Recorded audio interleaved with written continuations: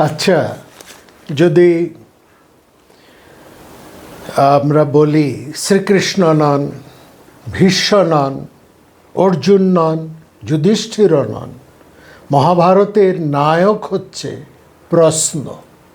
আপনারা হয়তো প্রথমে একটু চমকে যাবেন, আশ্চর্য হবেন, কিন্তু দার্শনিক ও যুক্তিসঙ্গতভাবে যদি আমরা বিচার করি তাহলে দেখব মহাভারতের কাহিনীকে এগিয়ে নিয়ে যায় না সুদর্শন চক্র নয়, গাণ্ডীব নয়, ব্রহ্মাস্ত্র, ব্রহ্মশির, বজ্র, নাগপাশ, পশুপাত, এইরকম কোনো অস্ত্র নয়।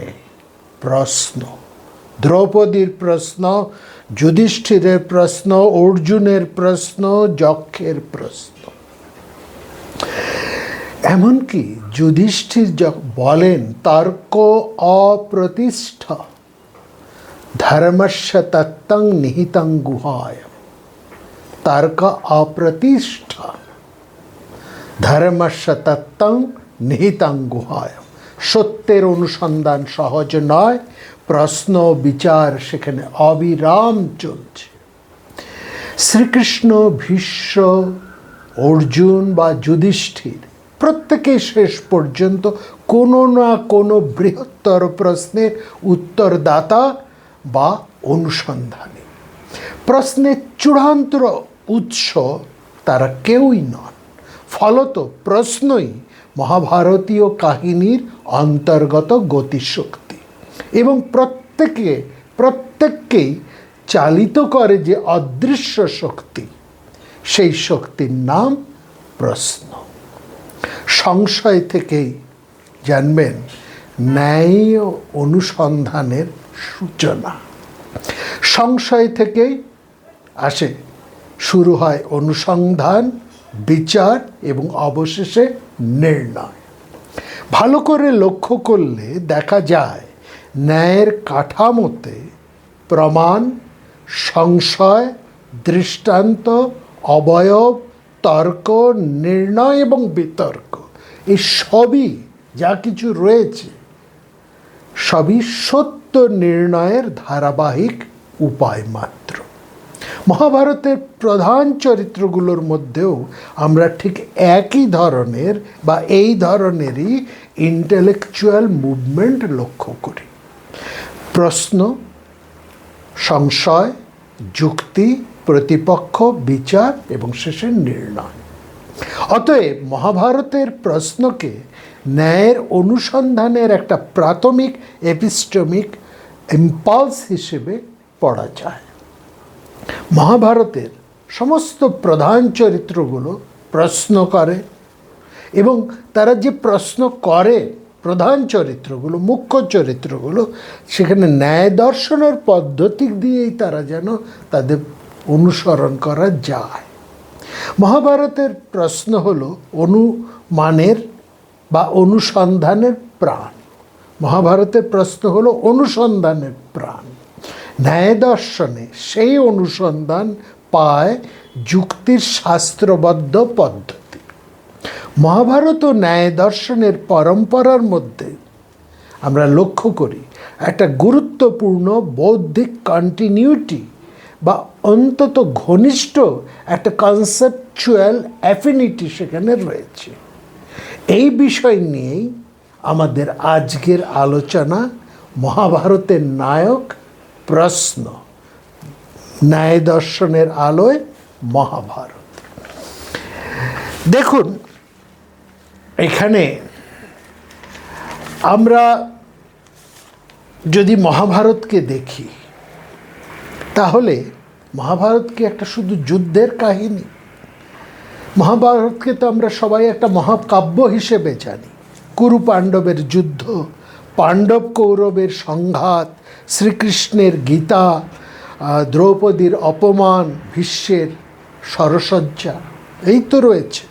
কিন্তু একটু গভীরভাবে যদি আমরা বিচার করি তাহলে আমরা দেখব মহাভারতের প্রকৃত নায়ক শুধু শ্রীকৃষ্ণ বা অর্জুন নন।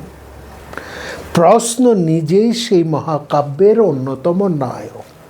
সেখানে দ্রৌপদী প্রশ্ন করলেন, প্রশ্ন তোলেন তিনি, আমি কি বৈধভাবে, আমাকে কি পণ রাখা হয়েছিল? অর্জুন প্রশ্ন করেন, আমি কি স্বজনদের হত্যা করে রাজ্য লাভ করব? যুধিষ্ঠির প্রশ্ন করেন, তার প্রশ্ন চিরন্তন, ধর্ম কি? যক্ষ প্রশ্ন করেন, পৃথিবীর সবচেয়ে আশ্চর্য বিষয় কি? আর মহামতি ভীষ্ম এক পর্যায়ে বলতে বাধ্য হন, ধর্ম অত্যন্ত সূক্ষ্ম।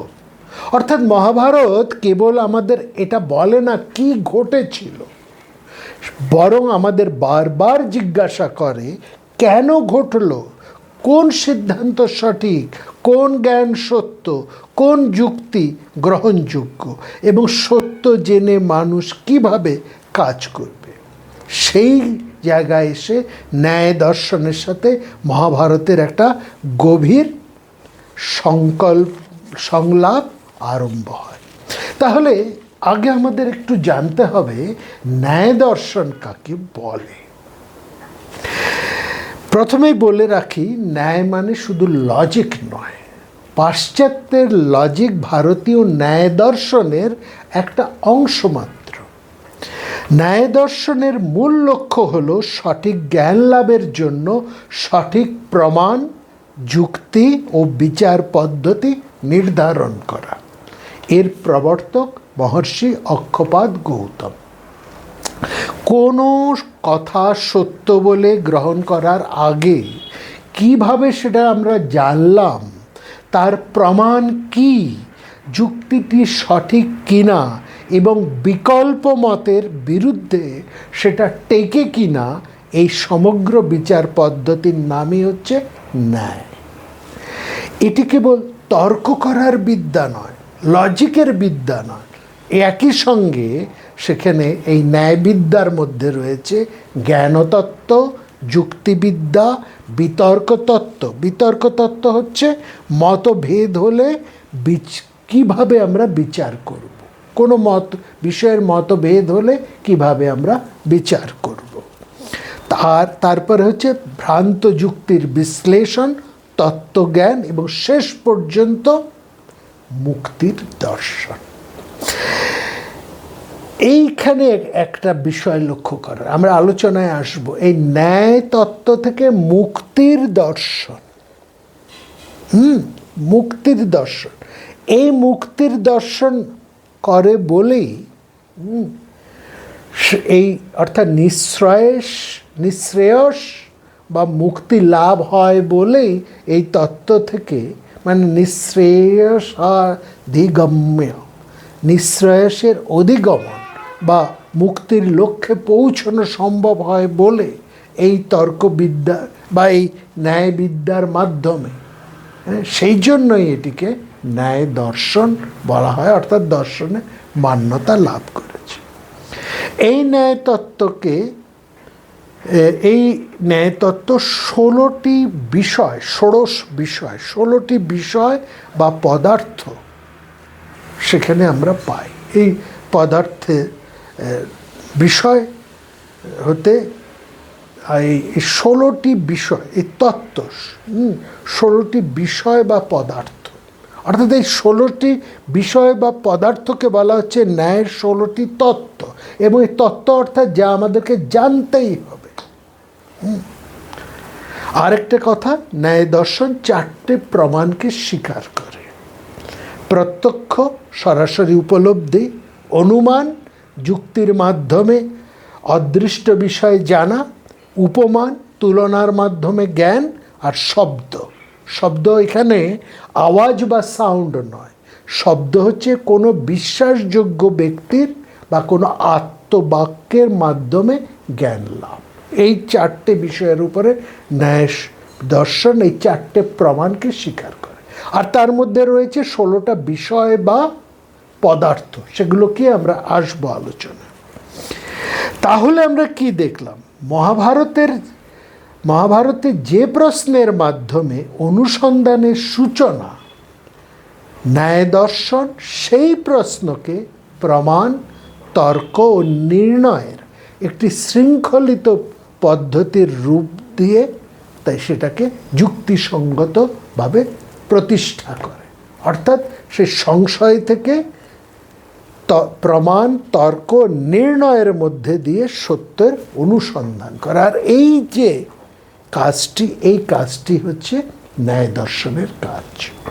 অর্থাৎ মহাভারতে রয়েছে রং কগনিশন বনাম রাইট কগনিশনের একটা সংকট। আর এই সংকট থেকে যেভাবে উদ্ধার পাওয়া যায়, পথ লাভ নির্ণীত হয়, পথ লাভ হয়, সেটাকেই বলে তার সিদ্ধান্ত। এবং সিদ্ধান্ত পৌঁছানোর উপায়টি রয়েছে এই মহাভারতের মধ্যে। তাহলে দেখুন,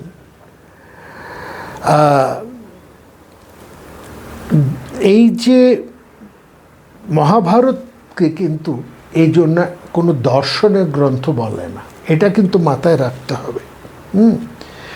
আর ন্যায় দর্শনের সম্পূর্ণ পরিণত রূপও মহাভারতের মধ্যে আরোপ করা যাবে না। তাহলে আমরা এখানে কি পাচ্ছি? আজকের আলোচনা সেটাই হচ্ছে মূল প্রশ্ন।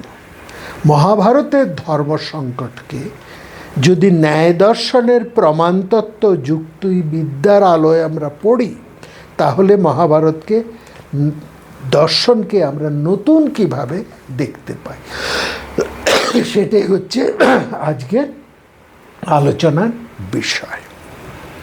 আমরা যে কথা আগেই বললাম যে ন্যায় দর্শন কেবল যুক্তি নয়, এটা একটা পূর্ণাঙ্গ জ্ঞান তত্ত্ব।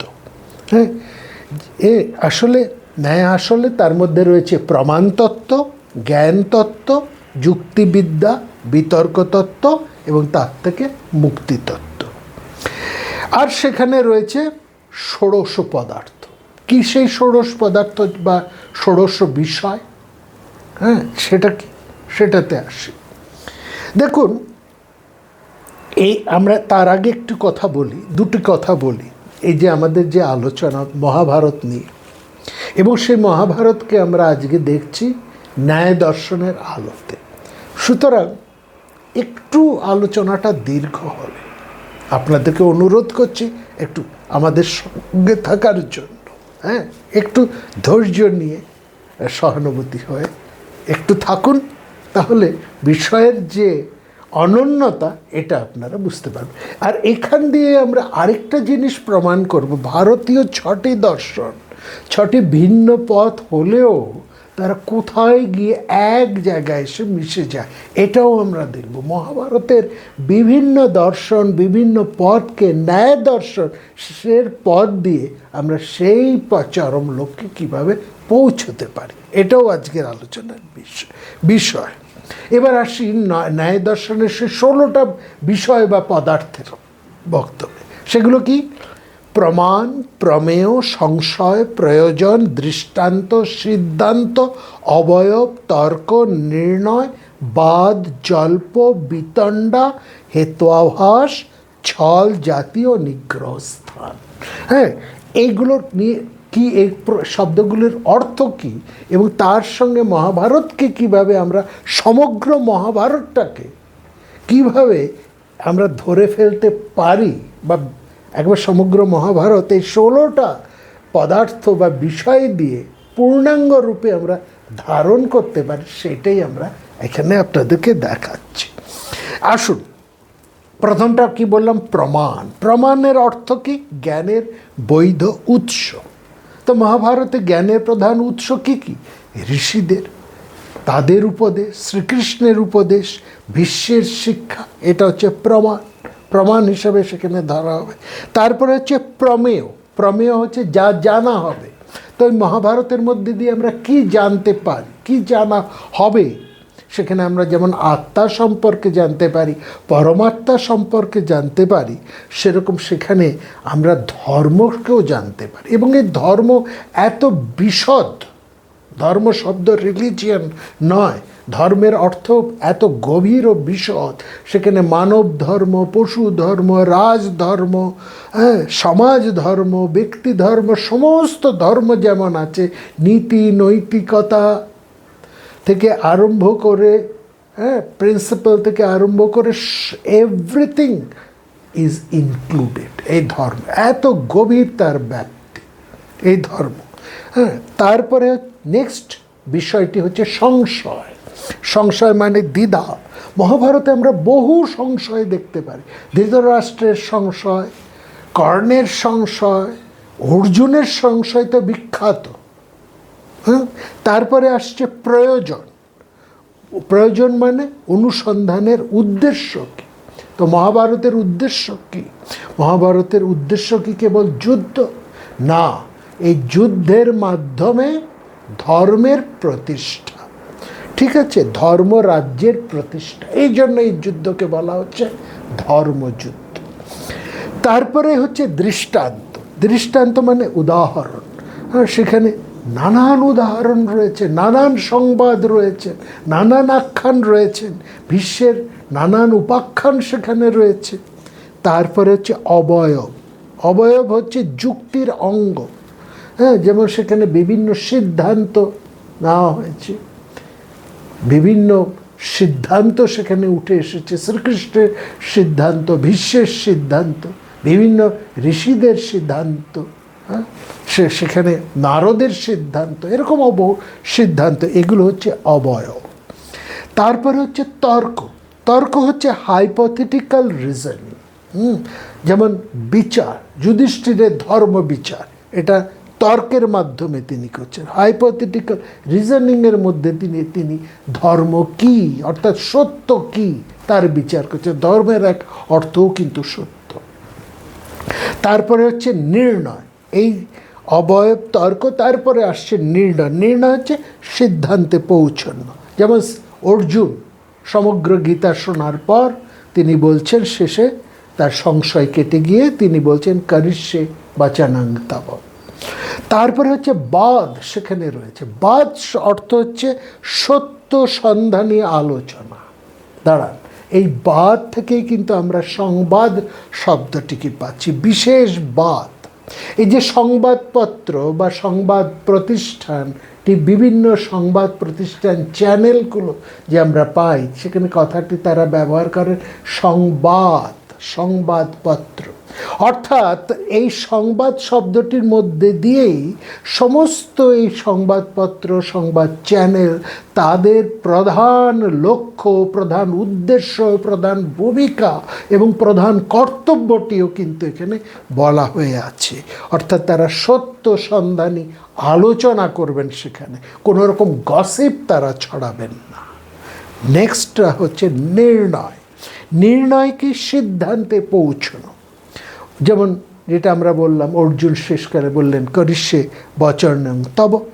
তারপরে হচ্ছে বাদ, যেমন বললাম সত্য সন্ধানী আলোচনা। এই বাদের পাশাপাশি আরেকটা আছে জল্প। জল্পটা হচ্ছে জয়লাভের বিতর্ক, জয়লাভ করবার জন্য যে বিতর্ক। যেমন যেটা আমরা কৌরব সভার মধ্যে দেখতে পারি, যে কোনোভাবেই তারা জয়লাভ কী করে করতে পারবে তার জন্য যে বিতর্ক। এখানে কিন্তু সংবাদ থেকে তারা, সত্য থেকে তারা সরে এসছে, সেই জন্য এটা আর সংবাদ রইল না, এটা হয়ে দাঁড়ালো জল্প। জল্প থেকেই যেটা দাঁড়ায় সেটা হচ্ছে মারামারি, হানাহানি, বিতণ্ডা।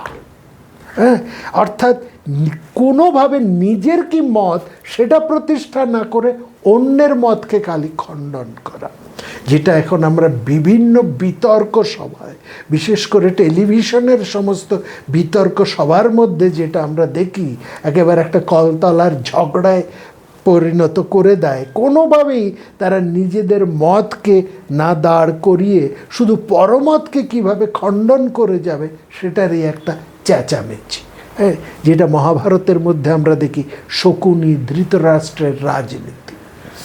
তারপরে হচ্ছে হেত্বাভাস, ভীষণ ইম্পর্টেন্ট।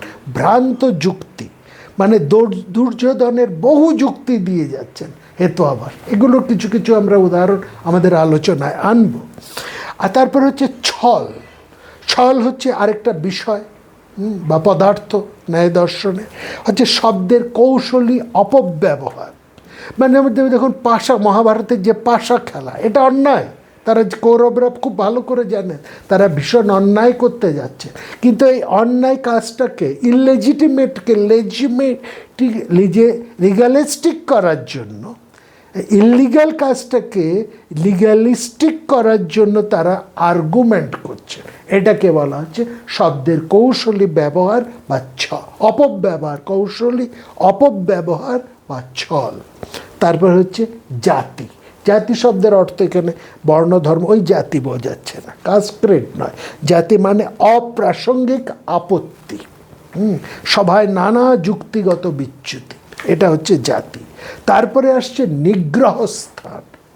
নিগ্রহস্থান মানে বিতর্কে যেসব জায়গায় পরাজয় স্থান তৈরি হচ্ছে সেটাকে হচ্ছে নিগ্রহস্থান। যেমন দ্রৌপদী প্রশ্নে সেই সভা পর্বে একটা অদ্ভুত নীরবতা নেমে এসেছিল, সবাই কিন্তু পরাজিত হয়ে যাচ্ছে দ্রৌপদীর প্রশ্নের কাছে, এটা হচ্ছে নিগ্রহস্থান। এই 16টা বিভাগ হচ্ছে ন্যায় দর্শনের মূল অনুসন্ধান কাঠামো। আমরা তার কয়েকটা প্রধান উদাহরণ দেব, কারণ আমাদের সময়টা খুবই সীমাবদ্ধ। দেখুন, প্রথমটি হচ্ছে প্রমাণ। প্রমাণের মধ্যে আমরা পাবো প্রথমে প্রত্যক্ষ। প্রমাণ কত রকম, তার মধ্যে সবচাইতে গুরুত্বপূর্ণ হচ্ছে প্রত্যক্ষ। মহর্ষি গৌতম বলছেন যে ইন্দ্রিয় বিষয়ের যথাযথ সংযোগ থেকে যে নির্ভ্রান্ত নির্ধারক জ্ঞান উৎপন্ন হয় সেটাকে বলে প্রত্যক্ষ। মহাভারতে এই যে প্রত্যক্ষের আরেকটি মানে সমার্থক শব্দ হচ্ছে পর্যবেক্ষণ। পর্যবেক্ষণ, এবং সেটা কতটা গুরুত্বপূর্ণভাবে এই প্রত্যক্ষ বা পর্যবেক্ষণের ভূমিকা সেখানে বা দৃষ্টান্ত আমরা মহাভারতের মধ্যে পাই। দেখুন, শ্রীকৃষ্ণ তিনি কি করছেন, যুদ্ধের ঘোষণার বহু আগে থেকে তিনি সমস্ত কৌরবদের কুলমুখ্যদের, সমস্ত কৌরবদের বড় বড় নায়কদের, প্রধানদের, তাদের রাজনৈতিক মানসিকতাকে তিনি পর্যবেক্ষণ করছেন। আরেকটা উদাহরণ দিন, মহামতি বিদুর তিনি কি করছেন, তিনি সারাটি সময় ধৃতরাষ্ট্রের মানসিকতার সঙ্গে সঙ্গে দুর্যোধনের মানসিকতাকেও তিনি পর্যবেক্ষণ করছেন। তারপরে আসছেন দ্রৌপদীর উদাহরণ। এটা তো হচ্ছে চমৎকার উদাহরণ। আপনারা জানেন দ্রৌপদী তিনি কি করছেন না, ওই যে সভা পর্বে যে ঘটনা ঘটছে তার বাস্তব পরিস্থিতিকে তিনি অন্তরালে থেকে পর্যবেক্ষণ করছেন। এইটা হচ্ছে পর্যবেক্ষণ। তার মানে এখানে একটা আমরা গুরুত্বপূর্ণ শিক্ষা পাচ্ছি, সেটা কি, ন্যায়ের কাছে সত্য কোনো কেবল ন্যায়ের কাছে সত্য জ্ঞান কেবল বিশ্বাস মাত্র নয়, তার সঙ্গে যথার্থ উপলব্ধির সম্পর্ক থাকতে হবে। সত্য বললে ওটা বিশ্বাস করবো তা নয়, একটা যথার্থ উপলব্ধির সম্পর্ক থাকতে হবে। যেমন একটা দেখলাম আপ্তবাক্যের কথা আমরা বললাম না, সে যে আমরা বেদকে বিশ্বাস করি কেন না, বেদের মধ্যে যা বলা হয়েছে সেগুলো কিন্তু উপলব্ধির সাথে তাকে প্রমাণ করা যায়, উপলব্ধির দ্বারা প্রমাণিত। এবং যারা বলেছেন যদি আমার নিজের উপলব্ধিতে আমি প্রমাণ করতে নাও পারি, তাহলেও যারা বলছেন তাদের সম্পর্কে আমাদের কোনো সংশয় নেই, কোনো সংশয় তাদের সম্পর্কে আমাদের নেই। তাদের আচরণ, তাদের জীবন পরীক্ষিত সত্য, যেহেতু তাদের উপর দে আর টেস্টেড, সুতরাং তারা যা বলছেন সেটাকেও আমরা সত্য, অভ্রান্ত, আপ্তবাক্য বলে ধরে নিতে পারি। ক্লিয়ার? তাহলে এইখানে ন্যায় দর্শন খুব পরিষ্কার করে বলছে যে মানুষ, যে ব্যক্তি বাস্তব পরিস্থিতি দেখতে ব্যর্থ হয় তার সিদ্ধান্ত ভুল হয়। যেমন ধৃতরাষ্ট্রের সমস্যা এখানেই, তিনি চোখে দেখতে পান না, এটা তার শারীরিক সীমাবদ্ধতা, কিন্তু তার চেয়েও বড় সীমাবদ্ধতা তিনি নৈতিক বাস্তবতাও দেখতে চান না। এখানে ফিজিক্যাল ব্লাইন্ডনেস এবং এপিস্টেমিক ব্লাইন্ডনেস একসঙ্গে কাজ করছে। তারপরে আসুন অনুমান, প্রমাণের প্রত্যক্ষ, তারপরে হচ্ছে অনুমান। অনুমান কি না, দেখা থেকে অদেখায় পৌঁছানো, এটা হচ্ছে ন্যায়ের দ্বিতীয় প্রমাণ। যা সরাসরি দেখা যায় না তার সম্পর্কে যুক্তিসঙ্গত সিদ্ধান্তে পৌঁছানো। তার একটা উদাহরণ আমরা আছে, যেমন আমরা বলি পাহাড়ে আগুন আছে। কি করে বুঝলাম না? ওখানে ধোঁয়া দেখা গেছে, তার মানে যেখানে ধোঁয়া সেখানে আগুন।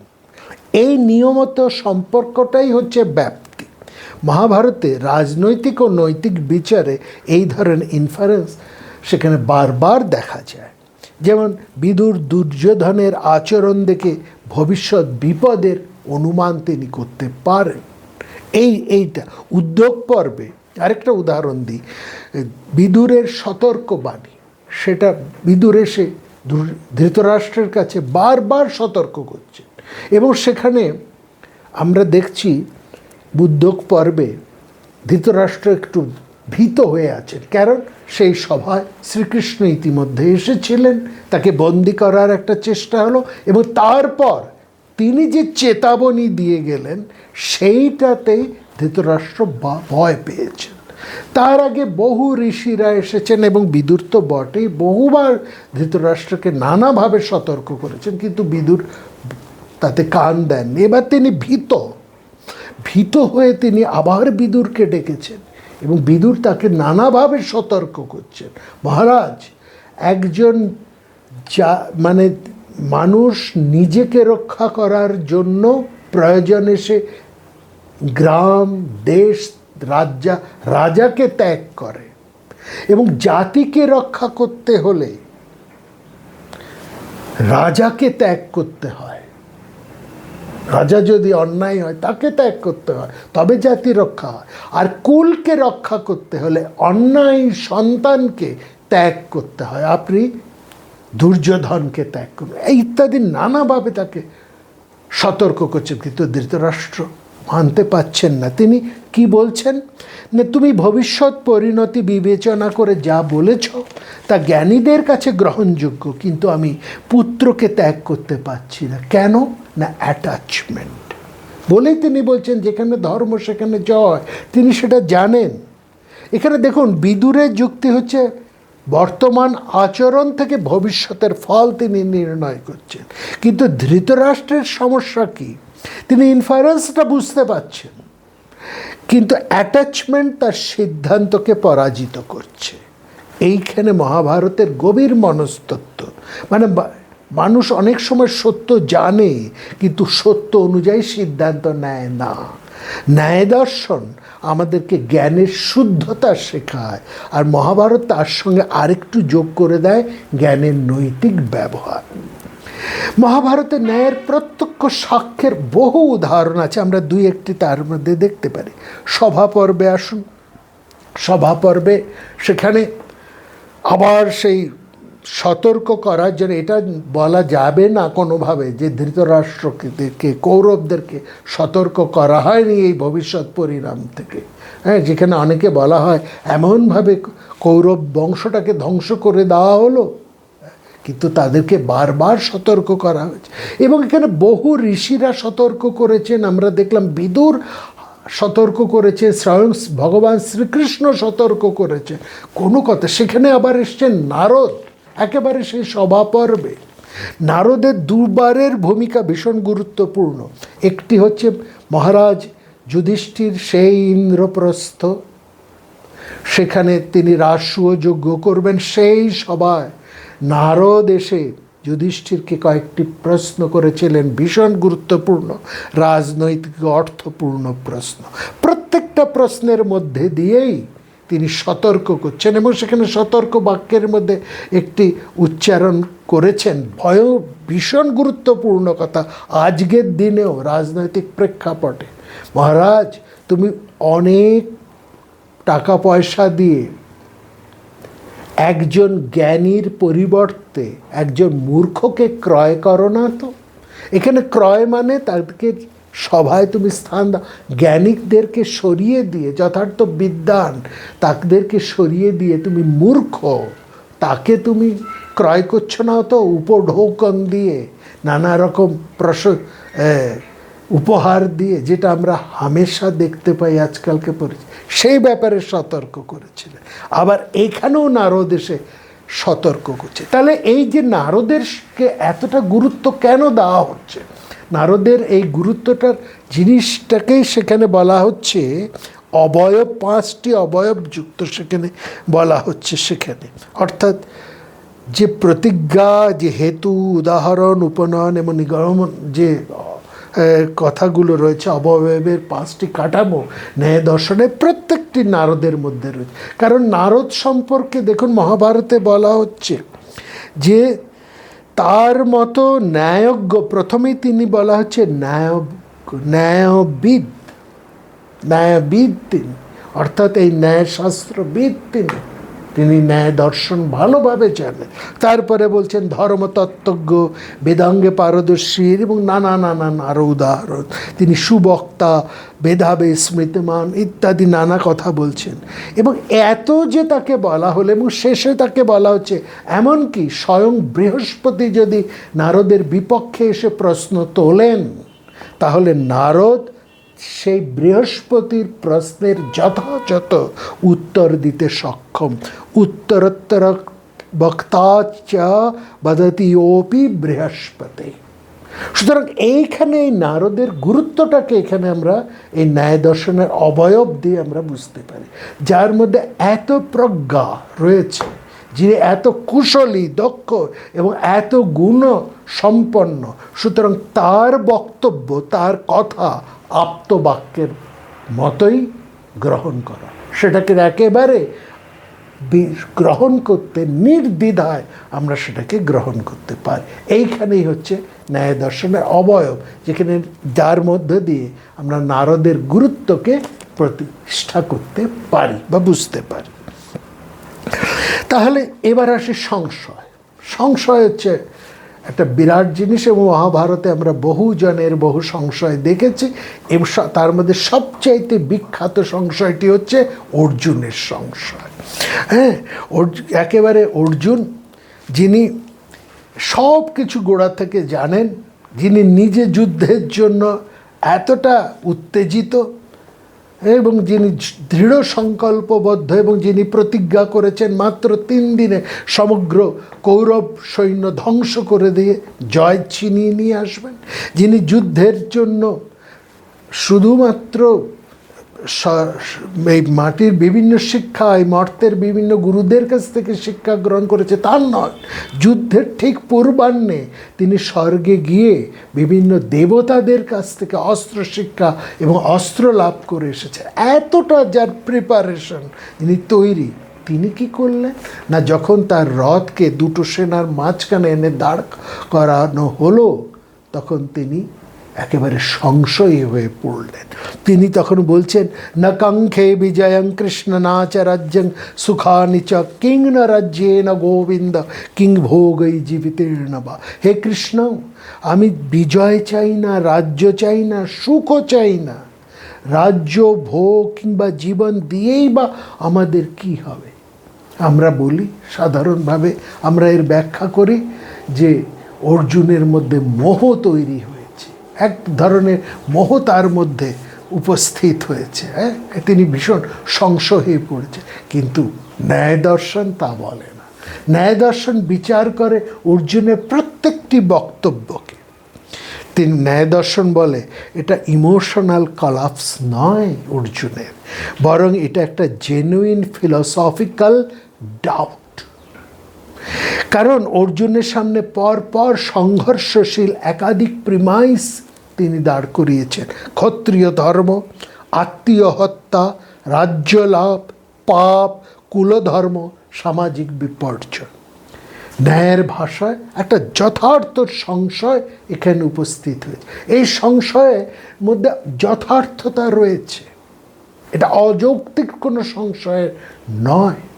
সুতরাং এই যখনই লক্ষ্য করবেন মানুষের মধ্যে কোনো যথার্থ অর্থাৎ যুক্তিপূর্ণ সংশয় উপস্থিত হয়, তখনই এবং সেখান থেকে অনুসন্ধান আরম্ভ হয়। অনুসন্ধানের সূত্রপাত ঘটে যথার্থ বা যুক্তিপূর্ণ সংশয়ের উদয় হলেই। এটা ভীষণ ইম্পর্টেন্ট। এই জন্য ন্যায় দর্শন এটাকে ইমোশনাল কলাপস বা শুধুমাত্র ওই নষ্ট মোহ ইত্যাদি বলছেন না। এবং সেখানে আমরা কি করছি, কি দেখছি আমরা সেখানে আমরা দেখছি শ্রীকৃষ্ণ সংশয় থেকে নির্ণয়ের দিকে নিয়ে যাচ্ছে। আমরা বলছি সংশয় হলে বিচার থেকে নির্ণয়। তাহলে ন্যায়ের সংশয়ের পরই আসে, ন্যায় দর্শনের সংশয়ের পরই আসে নির্ণয়।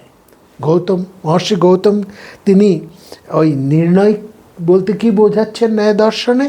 পক্ষ ও প্রতিপক্ষ বিবেচনা করে অর্থের নির্ধারণই হচ্ছে নির্ণয়। বিমৃশ্য পক্ষ প্রতিপক্ষভ্যম অবর্থং বিধারণ্য নির্ণয়। সুতরাং গীতাতেও শ্রীকৃষ্ণ এখানে দেখুন, তিনি অস্বীকার করছেন না অর্জুনের একটাও যুক্তিকে, অস্বীকার করতে পারছেন না। তিনি ফিলোসফিক্যাল ডিটারমিনেশনের দিকে সেজন্য অর্জুনকে নিয়ে যাচ্ছেন। তিনি বলছেন, না জায়তে ম্রিয়তে বা কদাচিৎ নায়ং ভূত্বা ভবিতা বা ন ভূয় আজো নিত্য শাশ্বতম পুরাণ না হন্যতে হন্যমানে শরীর। আত্মা জন্মায় না, মরেও না, সে অজ নিত্য শাশ্বত পুরাতন। শরীর বিনষ্ট হলেও আত্মা বিনষ্ট হয় না। এবং তারপরেই তিনি আনছেন স্বধর্মের কথা। সধর্মপি চাবেক্ষ ন বিকম্পতুমর্হসি ধর্মাদ্ধি যুদ্ধ শ্রেয় অর্ণবিতর্ষ না বিদ্যতে। অর্থাৎ নিজের স্বধর্মের কথা ক্ষত্রিয়স্য ন বিদ্যতে, ধর্মাদ্ধি যুদ্ধ শ্রেয় অন্য ক্ষত্রিয়স্য না বিদ্যতে। নিজের স্বধর্মের কথা বিবেচনা করো, যুক্তিসঙ্গত যুদ্ধের চেয়ে ক্ষত্রিয়ের জন্য শ্রেয় আর কিছুই হতে পারে না। দেখুন, তিনি সরাসরি এক ধাক্কায় অর্জুনের প্রশ্নকে, তার সংশয়কে মুছে দেননি, অস্বীকার করেননি। তিনি তার প্রশ্নকে তত্ত্ব থেকে তারপর তার কর্তব্যে, তারপরে তিনি সিদ্ধান্তে এনে পৌঁছচ্ছেন, এই পথে নিয়ে গেছে। এটাকে ন্যায় দর্শনের সংশয়ের থেকে নির্ণয়ের দিক থেকে আমরা তুলনা করতে পারি। যেন আমাদের মনে হচ্ছে যার মধ্যে সেই সংশয় বা প্রশ্ন জাগরিত হয়েছে এবং যিনি এই সংশয় নিরসন করে নির্ণয়ের দিকে, অর্থাৎ সংশয় থেকে নির্ণয়ের অর্থাৎ সেই মোক্ষর দিকে নিয়ে যাচ্ছেন, এরা উভয়ই যেন ন্যায় দর্শনের পন্থাকেই যেন অনুসরণ করে চলেছেন। অর্থাৎ এইভাবেই আমরা ন্যায় দর্শন দিয়ে এটাকে ব্যাখ্যা করতে হবে। কিন্তু তা বলে কি গীতাকে ন্যায় দর্শনের প্রয়োগ বলবো? তা তো বলা যায় না। গীতার ন্যায়ের কোনো ফর্মাল লজিক নয়। গীতার মধ্যে সাংখ্য আছে, যোগ আছে, বেদান্ত আছে, কর্মযোগ, ভক্তিযোগ, আত্মতত্ত্ব, কত এই সমস্ত বিষয়ের একটা সমন্বয় সেখানে রয়েছে। সুতরাং আমরা এখানে বলবো গীতার যে যুক্তিবিন্যাস, সেই যুক্তিবিন্যাসকে ন্যায়ের এপিস্টেমোলজি দিয়ে আমরা বিশ্লেষণ করতে পারি। অর্থাৎ গীতার বিন্যাসকে ন্যায়ের এপিস্টেমোলজি দিয়ে বিশ্লেষণ করা যায়, কিন্তু গীতাকে ন্যায় দর্শনের একটা শাখা না, সেটা আমরা দাবি করতে পারি না। এবার আসুন একটা বিখ্যাত আলোচনা, যক্ষ প্রশ্ন। যক্ষ প্রশ্নকে বলা হয় মহাভারতীয় বিশ্ববিদ্যালয়। কেন? এটাকে মানে ভারতীয় ফিলোসফিক্যাল ডায়ালগের অন্যতম অসাধারণ উদাহরণ হিসেবেও দেখানো হয়। এবং কেবলমাত্র ভারতবর্ষ না, ভারতবর্ষের বাইরে সর্বত্র, সবখানে যত বিশ্ববিদ্যালয় আছে, যত শিক্ষা প্রতিষ্ঠান আছে, শিক্ষাঙ্গন, সব জায়গায় যেখানে দর্শনের চর্চা হয়, সেখানে অন্যান্য বিষয়ের সাথে এই যক্ষ প্রশ্ন নিয়েও আলোচনা করা হয়। এতটাই গুরুত্বপূর্ণ। সেখানে দেখুন যক্ষ প্রশ্ন করছেন, কি আশ্চর্য। এবং সেখানে যুধিষ্ঠির উত্তর দিচ্ছেন। হ্যাঁ, কি বলছেন যুধিষ্ঠির? আহানি আহানি ভূতানি গচ্ছন্তি যম মন্দিরম শেষ স্থাবরম ইচ্ছন্তি কিমাশ্চর্যম অতঃপরম। এই যে অর্থাৎ প্রতিদিন অসংখ্য জীব গৃহে বাড়ি জমে, মানে মৃত্যুর গৃহে চলে যাচ্ছে। প্রতিদিন অসংখ্য জীব মৃত্যুর গৃহে চলে যাচ্ছে, তবু যারা বেঁচে আছে তারা মনে করে তারা স্থায়ীভাবে বেঁচে থাকবে। এর চেয়ে বড় আশ্চর্য আর কি আছে? এখানে লক্ষ্য করুন, মহাভারত বিস্ময় বলছে না, বলা হচ্ছে আশ্চর্য। দুটো শব্দ কাছাকাছি হলেও একটা দার্শনিক সূক্ষ্মতা এখানে রয়েছে। বিস্ময় মানে হচ্ছে চমকে ওঠা, ওয়ান্ডার। ছোটোবেলায় ওই যে আমরা রাইমে পড়েছি না, twinkle twinkle little star, how I wonder what you are. এই ওয়ান্ডার এখানে নয়, আশ্চর্য, অর্থাৎ যা প্রত্যাশার মধ্যে পড়ে না। প্রত্যাশা আর বাস্তবতার সংঘর্ষ হতে উৎপন্ন হচ্ছে আশ্চর্য শব্দটি, যা যুক্তির সীমাকে অতিক্রম করে। এখানে আশ্চর্য আসলে একটা এপিস্টেমোলজিক্যাল প্যারাডক্স। মানুষ মৃত্যু সম্পর্কে জানে, অথচ নিজের মৃত্যুকে সত্য বলে সে গ্রহণ করে না। হ্যাঁ, এখানে এই যে ন্যায়ের কাছে যে সত্য জ্ঞান, সে সম্পর্কে আমাদেরকে একটা ভীষণ অবধারিত থাকতে হবে। মানে in the context of epistemology, true knowledge is not just belief, it must be connected to true justification or adequate understanding.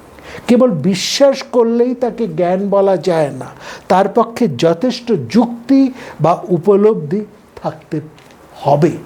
এটা হচ্ছে মূল কথা।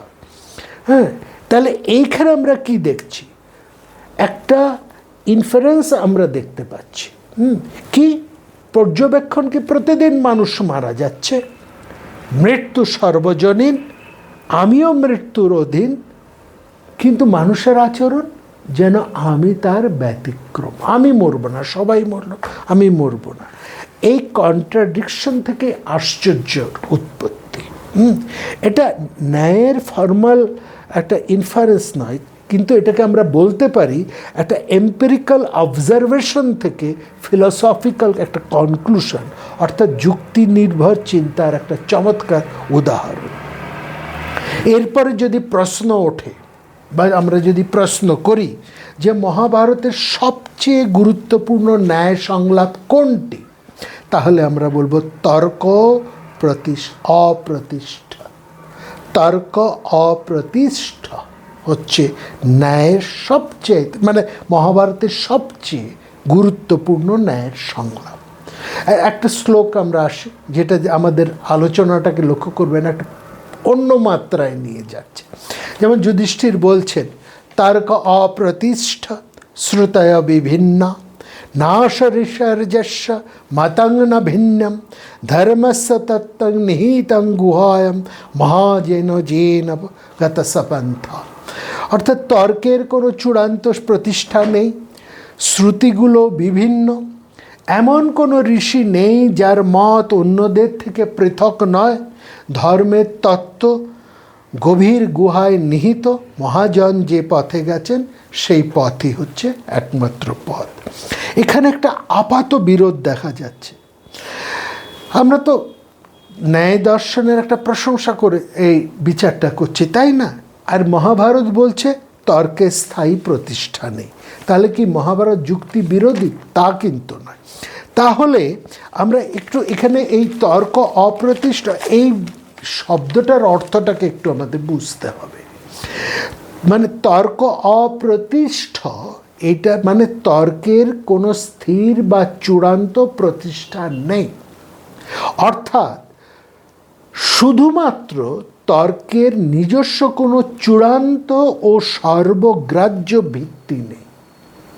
মহাভারত, এখানে মনে রাখতে হবে, মহাভারত তর্ককে কিন্তু প্রত্যাখ্যান করেনি, তর্কের সীমা দেখিয়েছে। আর যেখানে মহাভারত বলছে তর্কের দিয়ে কোনো চূড়ান্ত সর্বগ্রাহ্য সত্যতায় উপনীত হতে পারে না, তর্কের একটা নির্দিষ্ট সীমা আছে, সেখানে ন্যায় দর্শন তার অন্তর্গত তর্ককে সে কী করছে? সেই তর্ককে প্রমাণ, হেতু, দৃষ্টান্ত, নির্ণয়ের শৃঙ্খলার মধ্যে এনে তাকে ব্যবহারযোগ্য করে তুলছে। এইখানে হচ্ছে মহাভারত তর্ককে অস্বীকার করে না, হ্যাঁ, যুক্তিবিরোধী নয়। অর্থাৎ ন্যায় দর্শনও তর্ককে স্বাধীন প্রমাণ বলে না, কিন্তু এখানে হচ্ছে যে তর্কের সঙ্গে, যে তর্ক তার সঙ্গে তার মধ্যে প্রমাণকে নিয়ে আসছে ন্যায় দর্শন। প্রমাণ তর্কের সঙ্গে যুক্ত করছে প্রমাণকে, হেতু বা কারণকে, দৃষ্টান্তকে, এবং তারপরে নির্ণয় প্রতিষ্ঠা করে সে সত্যকে প্রতিষ্ঠা করছে। অতএব যে তর্ককে সীমাবদ্ধ করে রাখছে মহাভারত, ন্যায় দর্শন সেই তর্কের মধ্যেই প্রমাণ, হেতু, দৃষ্টান্ত এবং নির্ণয়কে শৃঙ্খলার মধ্যে এনে তার সাহায্যে সত্যকে প্রতিষ্ঠা করছে। এইটাই হচ্ছে একমাত্র পার্থক্য। এবার যে কথাগুলো আমরা বলছিলাম, বাদ, জল্প, বিতণ্ডা, হ্যাঁ, মানে বাদের কথা তো আমরা বিস্তারিত আলোচনা করেছি। জল্প কি? জল্পর লক্ষ্য হচ্ছে সত্যের বদলে যেখানে জয় বড় হয়ে ওঠে। সংবাদের মধ্যে আমরা দেখেছি তর্কের সাহায্যে, এবং সেই তর্কের মধ্যে প্রমাণ থাকবে, হেতু থাকবে, দৃষ্টান্ত থাকবে, এবং তারপরে তার এক নির্ণয় শক্তিও থাকবে।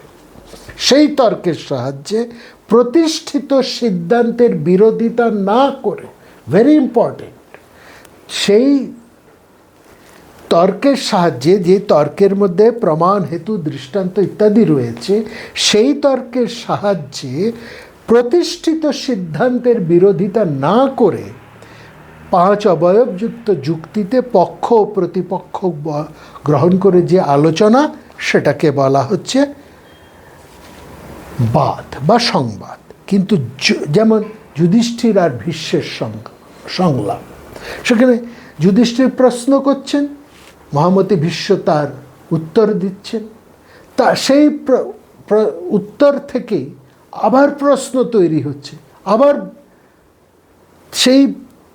আবার যুধিষ্ঠির প্রশ্ন করছে। তাহলে আমরা কি দেখছি? একটা প্রশ্নের সঙ্গে আরেকটা প্রশ্ন, একটা উত্তরের মধ্যে থেকে আরেকটা নতুন সমস্যা উদয় হচ্ছে, সেই সমস্যা থেকে আবার একটা প্রশ্ন তৈরি হচ্ছে।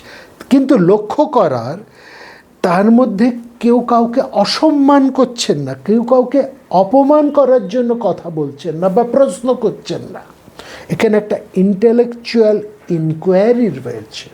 যিনি উত্তর দিচ্ছেন তিনিও প্রশ্নকর্তাকে অসম্মান করছেন না, আর যিনি প্রশ্ন করছেন তিনিও প্রশ্নকর্তাকে অসম্মান করার জন্য প্রশ্ন করছেন না। এটা হচ্ছে সংবাদ। কিন্তু জল্প কি? জল্প হচ্ছে যখন সত্যের বদলে জয় বড় হয়ে ওঠে। এমন হ্যাঁ, মানে যেখানে সত্য সরে যাচ্ছে, কিভাবে আমি প্রতিপক্ষকে হারাতে পারবো, মানে যেখানে debate becomes a game of victory হয়ে যাচ্ছে। যেমন শকুনির পাশা হচ্ছে তার চরম প্রতীক, এটা হচ্ছে জল্প।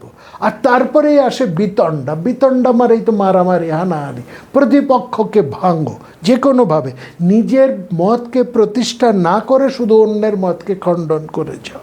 যেমন আমরা যুধিষ্ঠির দুর্যোধনের মধ্যে আমরা দেখি যে কোনো মূল্যে আমাকে সিংহাসন পেতেই হবে, হস্তিনাপুরের সিংহাসন আমার চাই। এবং তারপরে তিনি যে সমস্ত কারণগুলোকে নিয়ে আসে, সেগুলো ভয়ঙ্কর অযৌক্তিক। কারণ পাণ্ডবরা আমাদের কেউ নয়, তারা আমাদেরকে হিংসে করে, তারা এই বংশের কেউ নয়, অতএব তাদেরকে হটাও। কিন্তু প্রত্যেকটা যুক্তিই ভুল।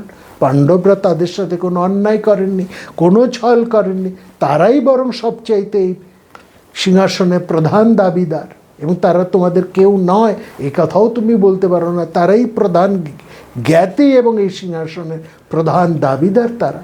সুতরাং তাদের সাথে একটা সমঝোতা করো না, পুরোটাই আমার চাই। এইটা হচ্ছে। এবার আসুন মহাভারতের সবচেয়ে শক্তিশালী ন্যায় প্রশ্নটাকে নিয়ে একটু আলোচনা করি, কারণ সময় তো দৌড়চ্ছে। সভাপর্বের সেই অমর মুহূর্তর মধ্যে আসুন। যুধিষ্ঠির আমরা সেখানে কি দেখি, প্রথমে নিজের ভাইদের, তারপর নিজেকে, তারপর দ্রৌপদীকে পণ রাখেন এবং সেখানে তিনি হেরে যান। এবং হেরে যাবার পরে আমরা লক্ষ্য করছি সেই সভার নির্দেশে প্রতিহারী যাচ্ছে দ্রৌপদীর কাছে, দ্রৌপদীকে বলছেন তুমি যে অবস্থায় আছো এই অবস্থায় সভায় চলে এসো।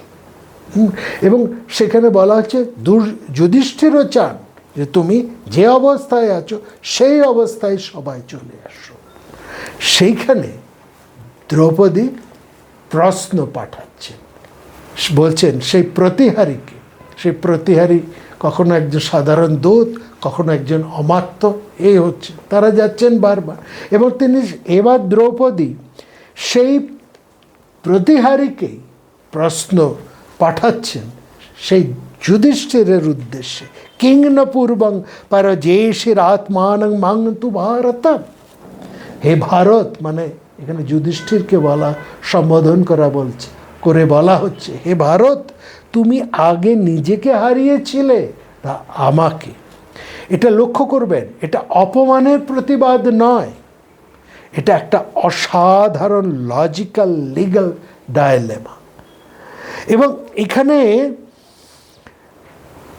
যুক্তির কাঠামোটাকে যদি আমরা ন্যায় দর্শনের কাঠামো দিয়ে বিচার করি, অদ্ভুত দেখি যেন সেখানে একেবারে ন্যায় দর্শনের কাঠামোটাকেই দ্রৌপদী ফলো করছেন।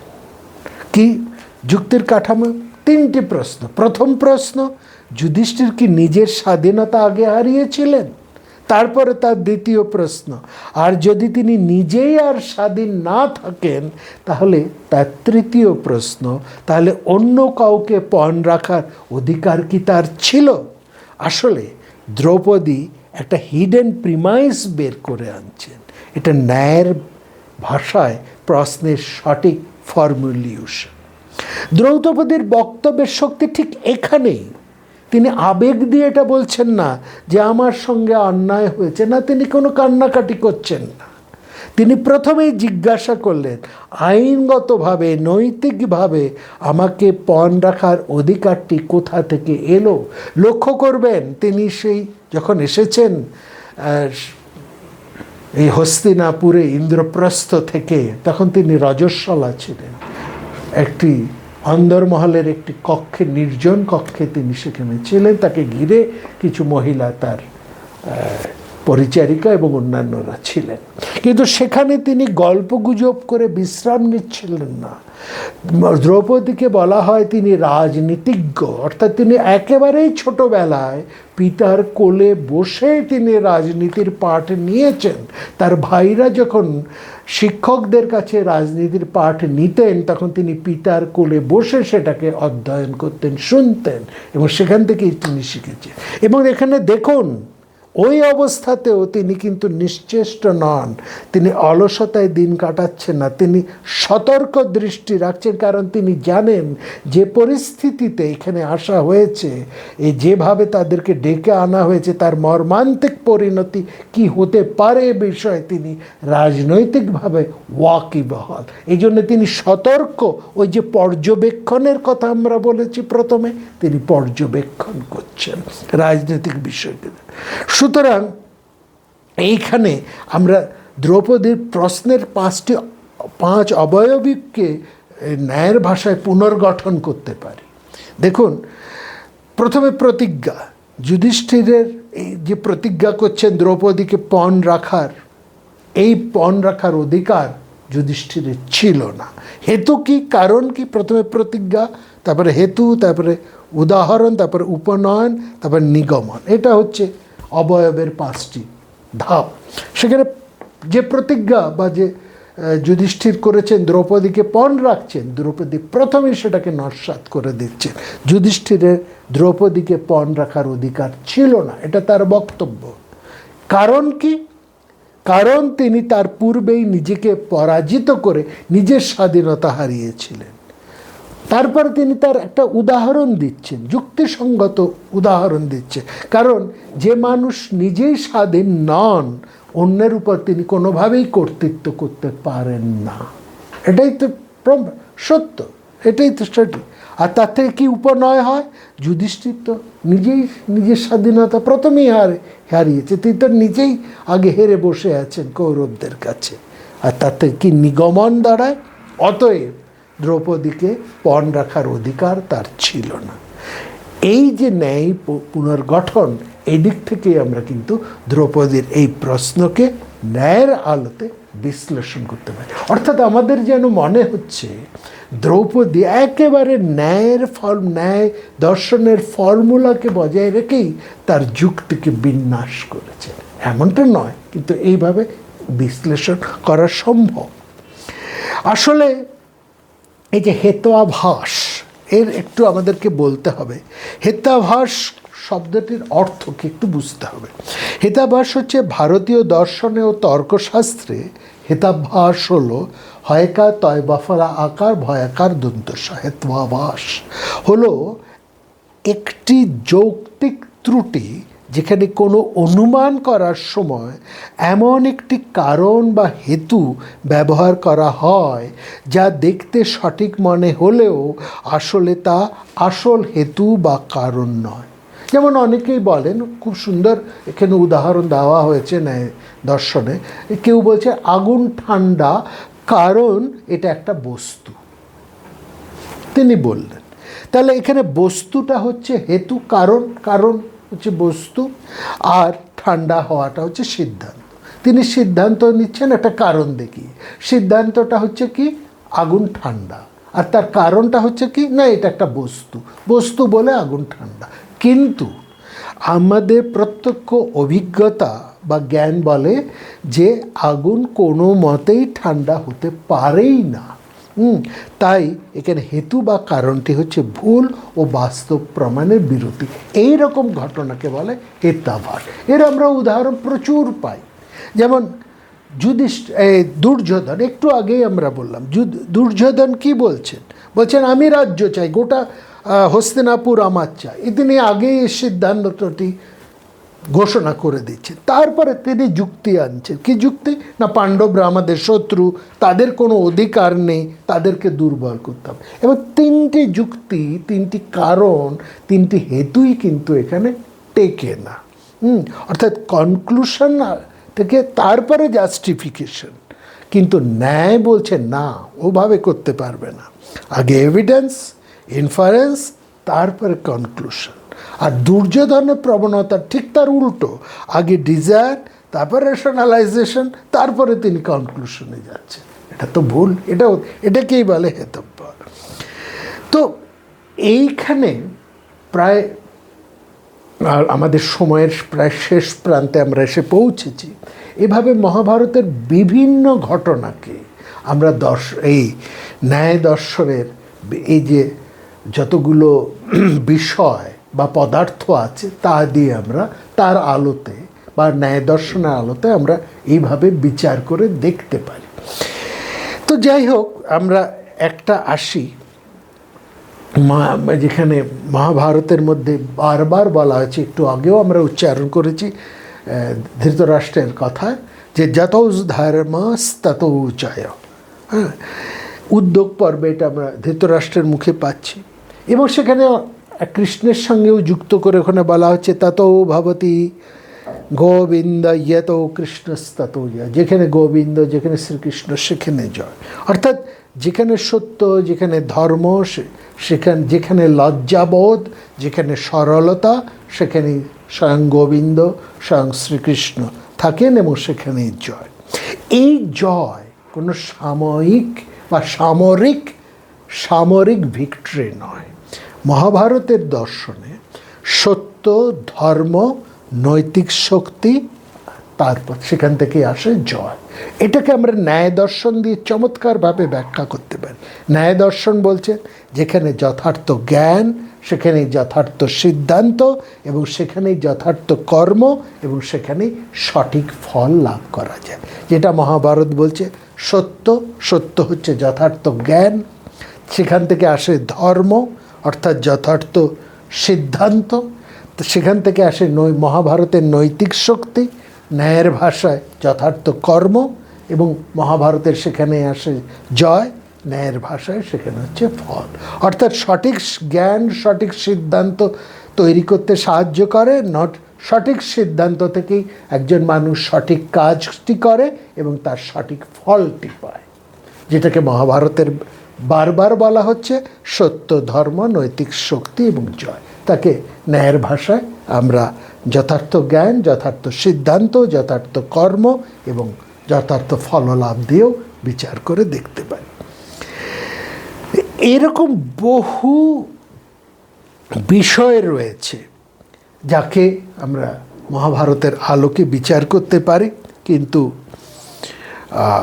সেটি তো এই একটি পর্বে তার সময় নয়। আমরা ভবিষ্যতে যদি আবার কখনো এই বিষয় নিয়ে আলোচনা করি, সেখানে আমরা মহাভারতের অন্যান্য বিষয়গুলোকে আলোচনা করব। এবার আমরা আসি একটা কনক্লুশনের আগে একটা এখানে কথা বলি যে মহাভারত হচ্ছে একটা মহাপ্রশ্ন, হ্যাঁ, দ্য গ্রেট কোয়েশ্চেন। কারণ দ্রৌপদী জিজ্ঞাসা করছেন আমি কি বৈধভাবে পণ হয়েছিলাম, অর্জুন জিজ্ঞাসা করছেন আমি কি যুদ্ধ করব, যুধিষ্ঠির জিজ্ঞাসা করছেন ধর্ম কি, যক্ষ জিজ্ঞাসা করছেন আশ্চর্য কি, বিশ্ব বলছেন ধর্ম অত্যন্ত সূক্ষ্ম। আর ন্যায় দর্শন সেখানে আমাদেরকে শেখাচ্ছে প্রশ্নকে ভয় পেও না, সংশয়কে দমন করো না। সবচাইতে বড় কথা, প্রশ্নকে উঠতে দাও, প্রশ্নকে চেপে দিও না, ভয় দেখিয়ে প্রশ্নকে চেপে দিও না।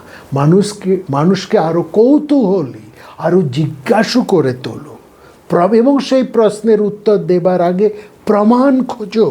যে কোনো একটা উত্তর দিয়ে দিও না, ভয় দেখিয়ে থামিয়েও রেখো না, আবার প্রশ্নের উত্তর যেমন তেমনভাবে দিও না। এখানে ন্যায় দর্শন বলছে প্রমাণ খোঁজো, কারণ হেতু পরীক্ষা করো, দৃষ্টান্ত দেখো, উদাহরণগুলোকে দেখো, পর্যালোচনা করো, পক্ষ প্রতিপক্ষকে বিচার করো, তারপরে নির্ণয়ে পৌঁছো। ঝাপাং করে সরাসরি নির্ণয়ে পৌঁছে যেও না, তার আগের ধাপগুলোকে বিচার করো। এবং মহাভারত সেখানে আরেকটা কথা বলছেন, সত্য জানা যথেষ্ট নয়, সত্যকে জীবনে প্রতিষ্ঠা করতে হবে। ধৃতরাষ্ট্র অনেক সত্য জানতেন, তাকে প্রজ্ঞাচক্ষু বলা হয়, কিন্তু তিনি তাকে গ্রহণ করতে পারেননি আসক্তির কারণে। দুর্যোধন অনেক যুক্তি জানতেন, কিন্তু তিনি ন্যায়কে গ্রহণ করেননি। অর্জুন তিনি সংশয়ে ভেঙে পড়েছিলেন, কিন্তু জ্ঞান লাভের পরে তিনি বললেন করিষ্যে বাচনং তব, গত সন্দেহ স্থিতস্মি গত সন্দেহ করিষ্যে বাচনং তব। আমার সংশয় দূর হয়েছে, আমি এখন কর্মে প্রবৃত্ত হব। অর্থাৎ সঠিক জ্ঞানের মাধ্যমেই সঠিক নির্ণয় হলো এবং সেখান থেকেই সঠিক ফলটিকে লাভ করতে পারে।